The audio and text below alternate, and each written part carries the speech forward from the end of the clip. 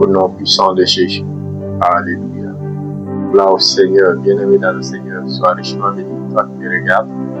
L'Éternel te fasse grâce au nom de Jésus. Je voulais te parler dans la dynamique du thème annuel que nous avons cette année, la révélation. 2026, l'année de la révélation. Laisse-moi te révéler aujourd'hui, bien-aimé, comment reconnaître un faux disciple. Alors ceci n'est pas pour juger ni pour critiquer, mais c'est une façon pour moi, le Saint-Esprit me met à cœur de parler ça, afin que chacun de nous examine, bien-aimé, notre vie, pour mieux continuer la marche chrétienne. Et que ceux aussi qui sont dans le semblant, qui font l'hypocrite, puissent se remettre en cause, afin de mieux faire la volonté du Seigneur. Alors pour reconnaître un faux disciple, il y a au moins 8 caractéristiques. La première caractéristique, c'est un faux disciple, c'est celui qui refuse de payer le prix. Vous savez, le Seigneur nous aime tellement et qu'il a offert sa vie à la croix. Alors, nous aussi, à notre tour, en tant que disciples, nous devons être à mesure de payer le prix. Ce prix-là, il est très important. Ce prix, c'est celui de prendre notre croix et de suivre le Seigneur. Jésus lui-même nous a dit dans Luc 9, à partir du verset 23 jusqu'au verset 26, nous devons prendre notre croix et suivre le Seigneur. Bien-aimé, pour devenir un disciple, il y a un prix à lui. C'est ce prix-là qui est de prendre sa croix, de tout quitter, de suivre le Seigneur, de quitter le monde, les choses du monde, de quitter les plaisirs du monde, de quitter, bien-aimé, l'esclavage du monde afin de suivre le Seigneur. C'est le premier prix, c'est la première caractéristique.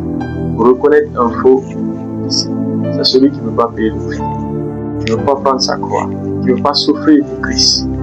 Bien-aimé, qui veut toujours être attaché aux choses du monde. La deuxième des choses, c'est un cœur partagé. Un faux disciple, c'est celui qui a un cœur partagé. Un cœur partagé entre Christ et le monde. Selon qu'il est dit que nul ne peut servir 2 maîtres.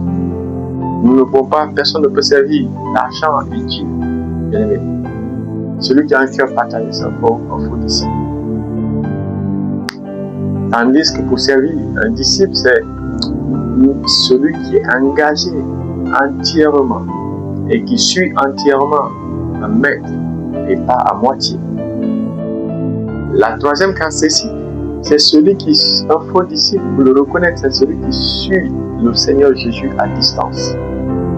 C'est-à-dire, il est un chrétien, difficilement même il part à l'église, il ne participe à aucune activité, il se tient de loin et proclamant de sa bouche qu'il aime le Seigneur. Cela doit t'interpeller. Un faux disciple, c'est celui aussi qui a le souci du monde, qui est plus soucieux des choses du monde, qui s'inquiète beaucoup plus aux choses du monde, qui cherche à, c'est-à-dire, comment se nourrir, comment faire tel, comment se vêtir, comment avoir des belles maisons, comment tel. Lui, sa priorité, c'est ça.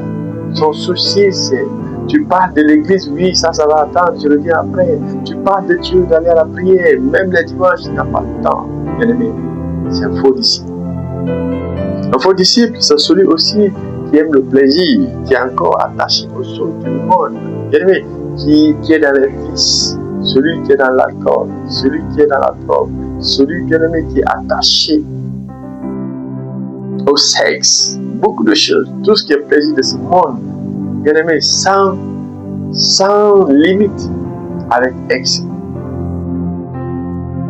Mais aussi un faux disciple, c'est celui qui est attiré par la séduction de la richesse. C'est lui, bien aimé, qui n'aime que l'argent. L'argent, il est prêt à tout pour l'argent.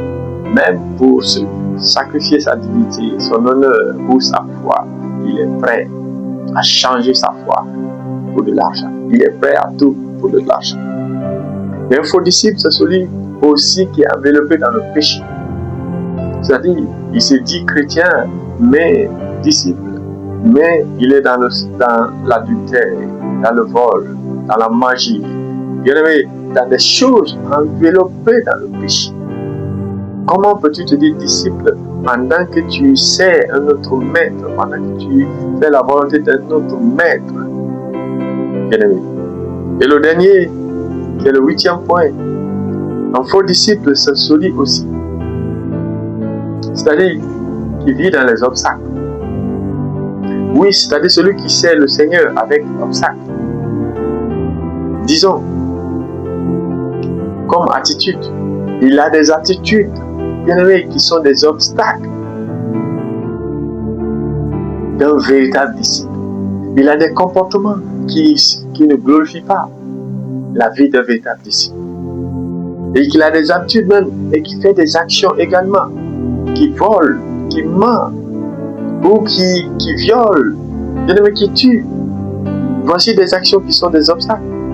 Et même qui fait des fréquentations aussi, qui fréquentent des personnes et des personnes qui ont des engagements malsains. Ce sont des obstacles à la vie d'un disciple. Il faut reprendre celui qui vient de nous prendre en marche. Je disais, les caractéristiques pour connaître un faux disciple, nous avons 8 points. Le premier point, c'est un faux disciple, c'est celui qui refuse de payer le prix. Un faux disciple, c'est celui qui a un cœur partagé. Un faux disciple, c'est celui qui suit Christ à distance. Un faux disciple, bien-aimé, c'est celui qui a le souci du monde. Un faux disciple, c'est celui qui est attaché au plaisir du monde. Un faux disciple, c'est celui qui est séduit par la richesse du monde. Un faux disciple, c'est celui qui est enveloppé dans le péché. Un faux disciple, c'est celui, bien-aimé, qui vit dans des obstacles. C'est-à-dire qui pose des attitudes qui sont des obstacles à celui d'un véritable disciple, qui l'empêche, c'est-à-dire qui termine son identité de véritable disciple. J'espère que tu as été richement béni en écoutant ces éléments, ces informations, ces révélations. Et je te prie de prendre bien note et de revoir ta marche chrétienne afin d'examiner à la loupe ce qui constitue le premier élément pour la première étape pour accéder à la révélation, celle de la richesse et de l'investigation. Examine ces points et réfléchis, revois ta vie. S'il y a encore des choses qui font partie de ta vie, il est temps, bien-aimé, de te repentir. Il est temps, bien-aimé, de faire une prise de conscience sincère afin de mieux servir ton Dieu. Que l'Éternel te fasse grâce. Au nom de Jésus. Shalom.